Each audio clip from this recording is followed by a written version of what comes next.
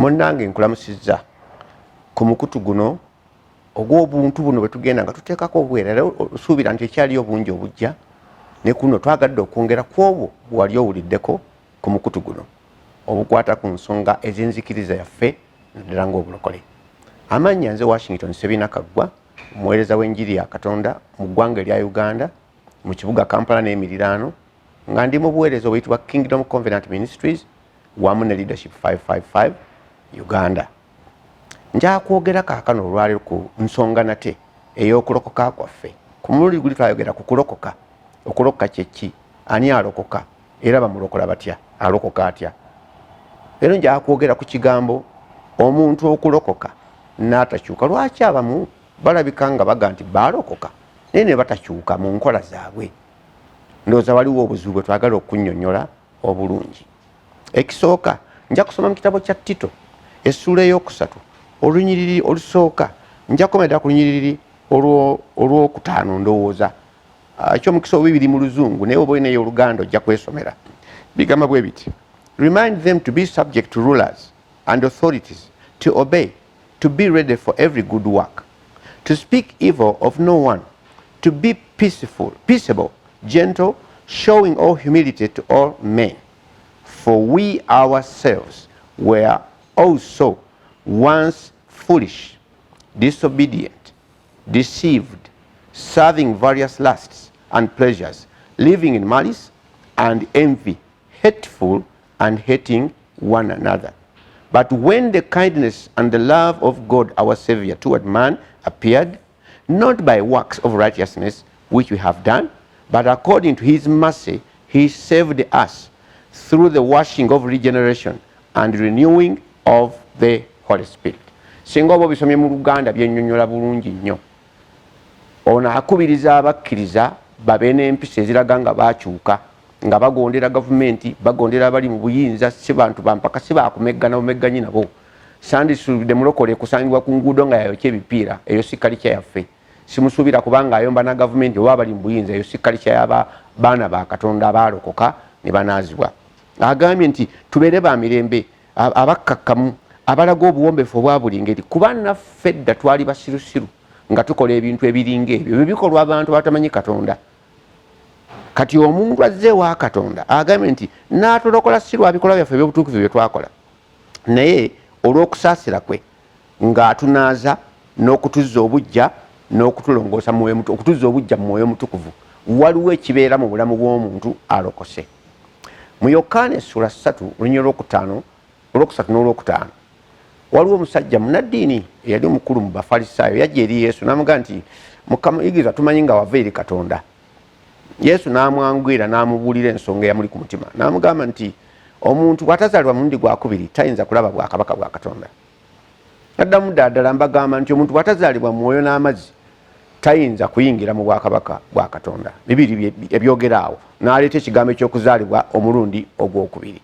Omuntu bw'ajja eri Yesu n'akkiriza ng'alina ebibi, n'ategeera ng'obulokozi buli mu Yesu, n'avunnama mu mutima gwe, n'amukoowoola amuyambe, n'amugamba nti Mukama nnyamba ondokole mu kibi ne mu kufa ne mu musango ogugenda okujjira bonna abatakwesiza mwaganya guno, Katonda amusembeza era amulokola, amukyusa munda, amuzaala omulundi ogwokubiri, amussaamu ensigo ey'omwana we, n'oba ng'alina ensigo ng'eyo omulokozi yennyini gy'alina. Kati tekikoma awo.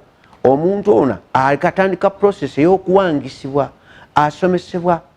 Yagamba ba Peetero nti mugende mu mawanga gonna mubuulire, mugafuule abayigirizwa bange nga mubayigiriza okwekuuma byonna bye nabalagira. Kati omuntu ono atandika okuyigirizibwa, byayigirizibwa bikyusa enkola ye.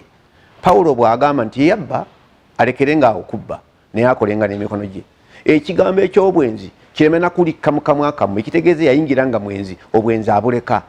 N'agamba nti n'okugeya n'olugambo bive mu mmwe kubanga tekigwanidde kubeera muffe abaalokolebwa. Wabaawo okukyuka. Kati kizibu nnyo omuntu okulokoka ng'alokokedde ddala, si bino ebyokuyoya obuyoya n'atakyuka. Obujulizi bwange bwa myaka kati kigenda 4. Nalokoka Novemba nga 1 omwaka ogw'M81. Obulamu bwange bwatandikirawo n'ebbaagi gye nagula ne mukyala wange ne famire yange ng'egamba New Life in Christ, kubanga Bayibuli egamba nti omuntu yenna bw'abeera mu Kristo Yesu alokose oyo n'azaalibwa omulundi ogwokubiri afuuka okutondebwa okujja. Waliwo abasomaga nti afuuka ekitonde ekijja. Bayibuli tegamba bwetyo, egamba anyone in Christ Jesus is a new creation. Katonda atonze ekintu kipya. Kati nsobola okukuyitako n'otomanya nti yenze Sebina ow'edda eyatambulanga ku bweyogerere n'effujjo lyange. Effujjo lyalagawa lyafa n'omuntu oli omukadde bwe nalokoka. Ebyo byagendera omwo. Neekuumya ekigambo kya Katonda bw'akyogera nkissa mu nkola kuba agamba nti mumpitira ki mukama mmwe nga temukola bye mbalagira. Kati bw'oba ng'ozze eri Yesu n'oyatula nga ye Mukama, kitegeeza ebiragiro obifuna ku ye. Otandika n'okusonyiwa bw'otandyagadde kusonyiwa kuba bw'akaga nti basonyiwe olina kubasonyiwa. Oyagala bw'otandyagadde kuba baga nti baagale olina kubaagala. Ogabira bw'otandigabidde kubanga oba toyagala Mukama we ekyo kyakugamba.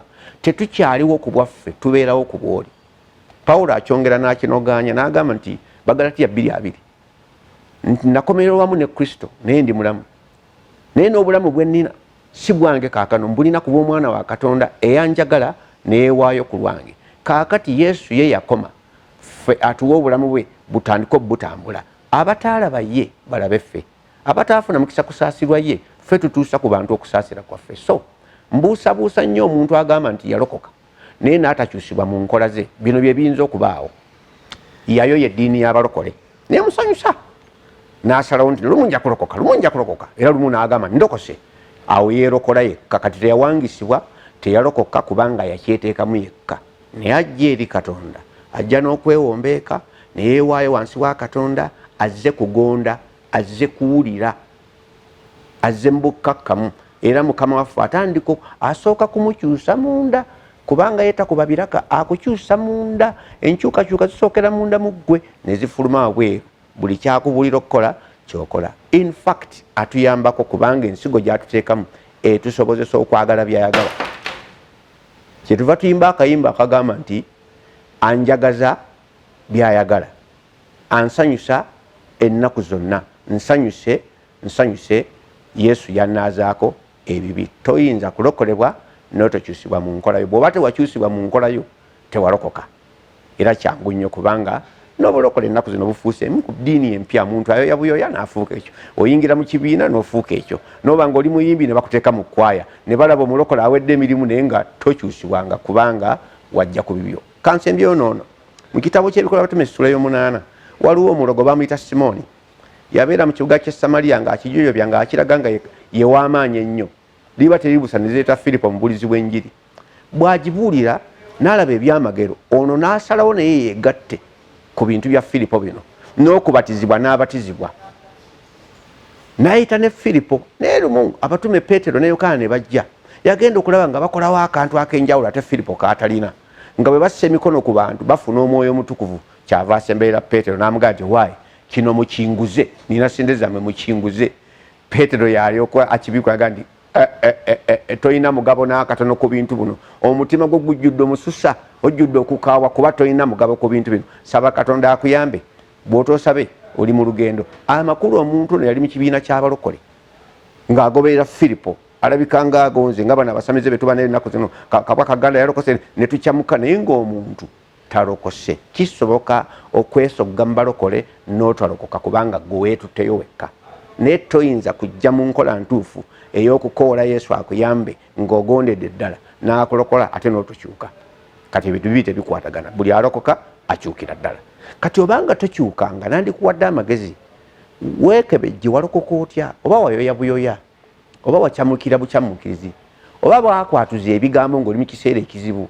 Ffe twabulirako enjiri ng'ekiyinja kinaatera okugwa ku nsi. Ku paaka awo ne tubulira enjiri. Abantu bawulira nti ekiyinja kijja bwe tutulaga nti muwanike emikono abaagala okulokoka ng'emikono gyonna gyambuka waggulu kuba batya ekiyinja. Ekiyinja bwe kyayitawo bonna abaali bagambye nti balokose ne babivaako kubanga baalokoka lwa ntiisa.